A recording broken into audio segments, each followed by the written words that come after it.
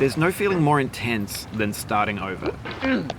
If you deleted your homework the day before it was due, as I have, or if you left your wallet at home and you have to go back after spending an hour in the commute. If you won some money at the casino and then put all your winnings on red but it came up black. If you got your best shirt dry cleaned before a wedding and then immediately dropped food on it. If you won an argument with a friend and then later discovered that they just returned to their original view. Starting over is harder than starting up. If you're not ready for that, like if you've already had a bad day, then what you're about to go through might be too much. Feel free to go away and come back. I'll be here. Alright, thanks for coming with me on this trip. I'll understand if you have to take a break at any point. Just find a safe place to stop and quit the game. And don't worry, I'll save your progress, always. Even your mistakes. This game is a homage to a free game that came out in 2002, titled Sexy Hiking. The author of that game was Jazzuo, a mysterious Czech designer who was known at the time as the father of B games. And B games are rough assemblages of found objects. Designers slap them together very quickly and freely, and they're often too rough and unfriendly to gain much of a following. They're built more for the joy of building them than as polished products. In a certain way, Sexy Hiking is the perfect embodiment of a B game. It's built almost entirely out of found and recycled parts, and it's one of the most unusual and unfriendly games of its time. In it, your task is simply to drag yourself up a mountain with a hammer. And that act of climbing, in the digital world or in real life, has certain essential properties that give the game its flavor. No amount of forward progress is guaranteed. Some cliffs are too sheer or too slippery. And the player is constantly, unremittingly in danger of falling and losing everything. Anyway, when you start Sexy Hiking, you're standing next to this dead tree that blocks the way to the entire rest of the game. It might take you an hour to get over that tree, and a lot of people never got past it. You prod and you poke at it, exploring the limits of your reach and your strength, trying to find a way up and over. And there's a sense of truth in that lack of compromise. Most obstacles in video game worlds are fake. You can be completely confident in your ability to get through them once you have the correct method or the correct equipment or just by spending enough time. In that sense, every pixelated obstacle in Sexy Hiking is real. The obstacles in Sexy Hiking are unyielding, and that makes the game uniquely frustrating. But I'm not sure Jazzuo intended to make a frustrating game. The frustration is just essential to the act of climbing, and it's authentic to the process of building a game about climbing. A funny thing happened to me as I was building this mountain. I'd have an idea for a new obstacle, and I'd build it, test it, and it would usually turn out to be unreasonably hard. But I couldn't bring myself to make it easier.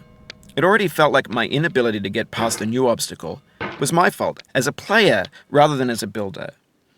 Imaginary mountains build themselves from our efforts to climb them, and it's our repeated attempts to reach the summit that turns those mountains into something real.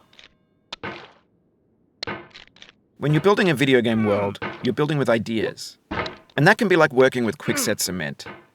You mold your ideas into a certain shape that can be played with, and in the process of playing with them, they begin to harden and set until they're immutable, like rock. And at that point, you can't change the world. Not without breaking it into pieces and starting fresh with new ideas. For years now, people have been predicting that games would soon be made out of prefabricated objects, bought in a store and assembled into a world. And for the most part, that hasn't happened, because the objects in the stores are trash. I don't mean they look bad or that they're badly made, although a lot of them are. I mean they're trash in the way that food becomes trash as soon as you put it in the sink. Things are made to be consumed and used in a certain context, and once the moment is gone, they transform into garbage. In the context of technology, those moments pass by in seconds. Oh, no. Over time, we've poured more and more refuse into this vast digital landfill that we call the internet. It now vastly outnumbers and outweighs the things that are fresh and untainted and unused. When everything around us is cultural trash, trash becomes the new medium, the lingua franca of the digital age. And you can build culture out of trash. But only trash culture. B games, B movies, B music, B philosophy. Maybe this is what digital culture is. A monstrous mountain of trash, the ash heap of creativity's fountain. A landfill with everything we ever thought of in it. Grand, infinite, and unsorted. There's 3D models of breakfast, Gen X's fanfic novels, scan magazines, green screen Shia LaBeouf, banned snuff scenes on LiveLeak. Facebook's got lifelike bots with unbranded adverts and candid shots of Kanye and Taylor Swift mashups, car crash epic failed GIFs, Russian dashcam vids, discussions of McRibs, discarded, forgotten, unrecycled, muddled, rotten, untitled. Everything's fresh for about 6 seconds, until some newer thing beckons, and we hit refresh. And there's years of persevering, disappearing into the pile, out of style, out of sight. In this context, it's tempting to make friendly content that's gentle, that lets you churn through it but not earn it. Why make something demanding if it just gets piled up in the landfill, filed in with the bland things?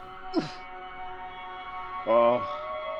When games were new, they wanted a lot from you.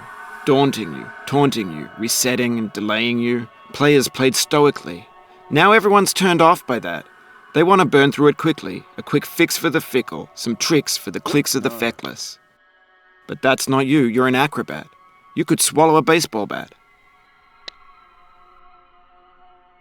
Now I know, most likely you're watching this on YouTube or Twitch, while some dude with 10 million views does it for you.